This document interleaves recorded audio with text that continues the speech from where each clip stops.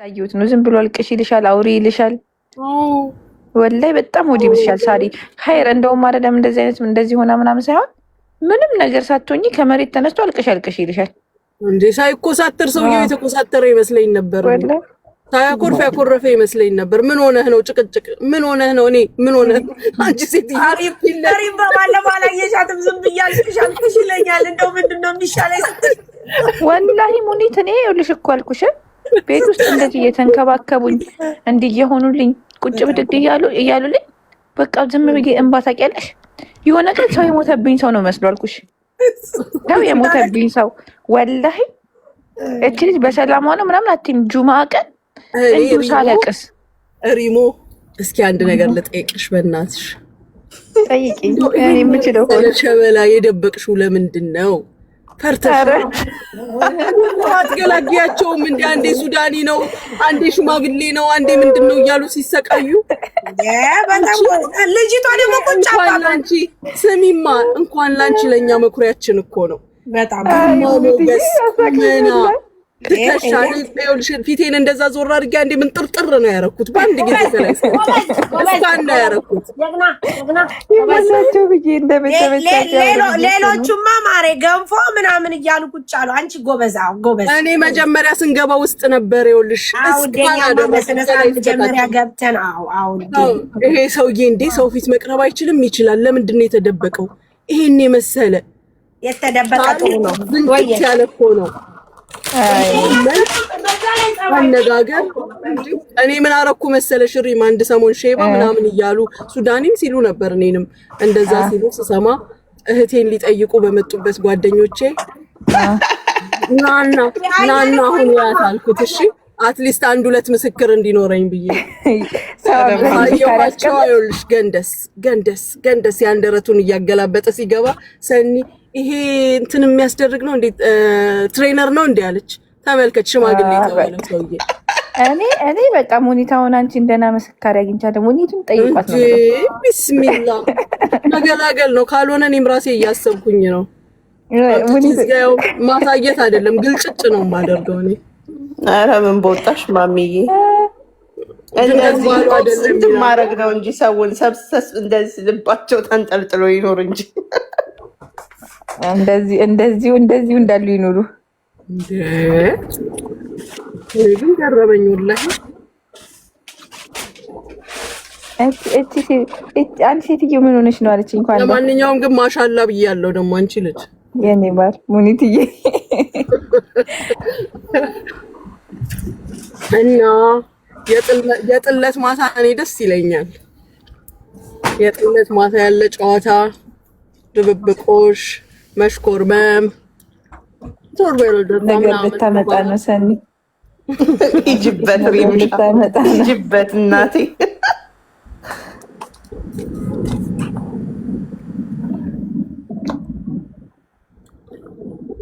ዛሬ ደግሞ አንዷ ቤት ስናወራ ማን ቤት ገብቼ ነው ቢስሚላ በወለድሽ በክርስቲያን ማለት ነው። በእኛ ጓደኛሽ የት አለች? እንትና ማናስ ማዚ እኮ ናት። ሴት ልጅ ከወለድሽ በ80 ቀን ነው ክርስትና የምትነሳው አይደለ? ወይ እኔ ድንቡሽ አንቺ ነሽ የኔ ድንቡሽ የኔ ቆንጆ። አሁን እሷ 80 ቀን በቃ ክልክል ነው ማለት ነው? አዎ። እንዴት? አዎ ክርስትና ክልካው እንዴ? ሴት ልጅ 80 ቀን ወንድ ልጅ 40 ቀን። ወይ ጉድ! ሴት ከወለድኩኝ አሁን 80 ቀን እኔና ባሌ ቻው ነው። አዎ ግድ ነው እንዴ? ያቺን 80 ቀን መሸጋገሪያ ሌላ ቦታ ቢሄድስ ምን ሊሆን ነው? አረ በለዛ ቀደር መጣመቅ አለብሽ። ማሰላማ ተገላገልን ማለት ነው። አበቃ። ወይ ጉድ! አሁን ደግሞ ስለት ወንድ ልጅ እንውለድ ብሎ ነው እንግዲህ። ከዛማ ሁለታችሁም ክርስትና መነሳት አለባችሁ ማሚዬ፣ ወንዱም ሴቷም ድጋሚ። እንዴት? ባልና ሚስቶቹ ቀደር መጠመቅ አለባችሁ። አረ ከዛ በፊት የለም እንደዚህ እኮ ሰኒ። አዎ በዛ ላይ እንትን ነች ይመስለኛል። ብቻ ከዛ አክባሎ ሰበራ ተብሎ ግን የክርስትናው ቀን ሌላ ልጅ ሊረገዝ ይችላል። እሱ ችግር የለም። ቆይ አሁን እኔ እኮ የጨነቀኝ እንደምንም ተብሎ የ40 ቀን ሊቻል ይችላል ምናልባት። የ80ው ቀን እንዴት ነው የሚኮነው? ወንድ ከሆነ 40 ቀን ነው፣ ሴት ከሆነ 80 ቀን ነው። ትክክል ነው። በክርስትና ህግ መሰረት እንደዚህ ነው። አይቻልም። በቃ ይሄ በክርስትና ህግ መሰረት አይሆንም፣ አይቻልም። አንድ ሴት ተጽፏል ወይስ እንደው ለጥራት? ላላላ አዎ አንድ ክርስቲያን ስትወለድ በመጀመሪያ ስትወለድ ሴት ከሆነች በ80 ቀኗ ትጠመቃለች፣ ወንድ ከሆነ በ40 ቀኑ ይጠመቃል። እኮ መቼ ይጠመቃል አላልኩሽም? እኔና ነው እኮ ታዲያ ይሄው ነው እኮ ነገርኩሽ እኮ። ይሄ እኮ ነው ጥምቀት ማለት ነው አይደለም። መጠመቂያውንማ አውቃለሁ እኮ። እንዴ ምን ሆነሻል? እኔ እኮ አውቅ ነበር። ይሄው እኮ ነው ውዴዋ። እኔ መጠመቂያውን አልጠየቅኩሽም። እናቲቱ ከባሏ ጋር የምትተኛው መቼ ነው? 40 ቀን ነው ግድ ነው። አቋ አንድ ሴት ልጅ አወልዳ ከ40 ቀን ውጪ ከ80 ቀን ውጪ እንዴት ልተኛ ትችላለች? ደም ናት እኮ። እንዴት ብሎ ነው እንዴ? 80 ቀን አይፈስም ደም። ምን ሆነሻል እንዴ? ባይፈስስ መጠንከር አለባት። አተኛም በምኗ ተጠንክር? ቫይታሚን ተከልክላ ላላማሪ አያስፈልግም ካላት እንደውም ከት 6 ወር ድረስ በቃ አለቃ። ጥሩ ነው 6 ወር ድረስ 6 ወር አትመሲም። አሁን አንቺ ከት የምታደርጊ አጎቴ ማለት አንቺ ራስሽ አርፈሻት ተቀመጭም። ወይ ጉድ! እኔ ስለ ክርስትና መንጻት አወራለሁ፣ እሷ ስለ ሌላ ነገር ገባኝ። እኔ ስለ ክርስትና አይደለም እኮ ጥያቄ። ክርስትና እኮ ነገርኩሽ ማሬ፣ ካላስ ነገርኩሽ። በቃ አለቀ አበቃ። 40 ቀንና 80 ቀን ምንም ነገር የለም፣ ንኪኪ ምናምን የለም፣ ምንም ቫይብሬት ኢንቫይሬት ምናምን የለም። አበቃ።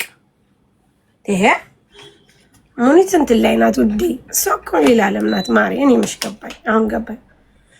እያፈቀላል ያ እንዴ ውሸት ለማርያምን በክርስትና የለም። አረጋሽ እንዴ ምን ውሸት ነው? የለም እመቤቴ እንዴ ተው እንጂ ማርያምን የለም። ማንም ክርስቲያን ይሄን አያረግም። የለም እመቤቴን የለም።